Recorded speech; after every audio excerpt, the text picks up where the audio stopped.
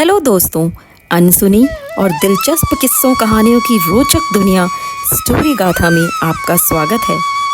आपने दानवीर कर्ण के महादानी होने के कई किस्से कहानियाँ पढ़े सुने होंगे। वही कर्ण जिन्होंने अपने शरीर से जुड़े सोने के कवच और कुंडल तक को काटकर दान कर दिया था। लेकिन क्या आप जानते हैं कि महादानी होने के बावजूद कर्ण को मरने के बाद स्वर्गलोक में भूखा रहना पड़ा था। आज हम अपने चैनल स्टोरी गाथा पर आपके लिए लेकर आए हैं यही हैरत अंगेज कहानी।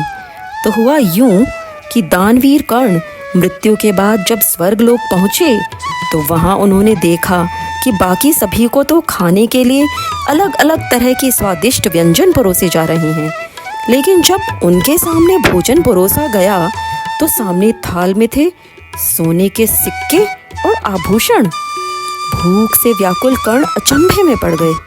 उन्हें कुछ समझ नहीं आ रहा था कि उन्हें खाने के लिए सोना क्यों परोसा गया है और वे उससे अपनी भूख कैसे शांत करें। और आखिर समझ आए भी तो कैसे, जब इतना दान करने वाले व्यक्ति को स्वर्ग में भोजन तक ना नसीब हो। तो ये है तो हैरत की ही बात। आखिर करें तो क्या करें। इसी दुविधा में उलझे कर्ण ने इंद्रदेव से पूछा कि उन्हें खाने के लिए भोजन की जगह सोना क्यों परोसा गया है। जवाब में इंद्र ने कहा, पृथ्वी पर मनुष्य जो भी कर्म करते हैं, जो भी दान करते हैं, मरने के बाद उन्हें भी फल स्वरूप वही प्राप्त होता है। पूरा जीवन तुमने ज़रूरतमंदों को सोना बांटा, लेकिन तुमने कभी भी अन्न का दान नहीं किया और ना ही अपने पूर्वजों का श्राद्ध तर्पण किया। इसलिए मरने के बाद तुम्हें भी सोना ही मिला है, भोजन नहीं। इस पर कर्ण बोले, देव मेरी इस भूल को क्षमा करें, लेकिन अपने पूर्वजों के बारे में न जानने के कारण मैं उनका श्राद्ध तर्पण नहीं कर पाया। अब मैं इस भूल को कैसे सुधार सकता हूँ।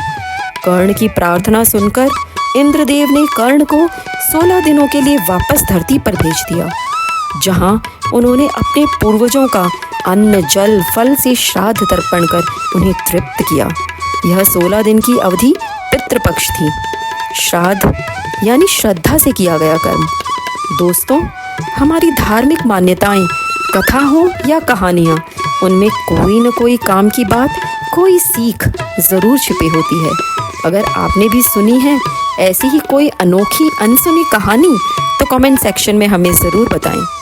ऐसी ही दिलचस्प और अनोखी कथा कहानियाँ और किस्से जानने सुनने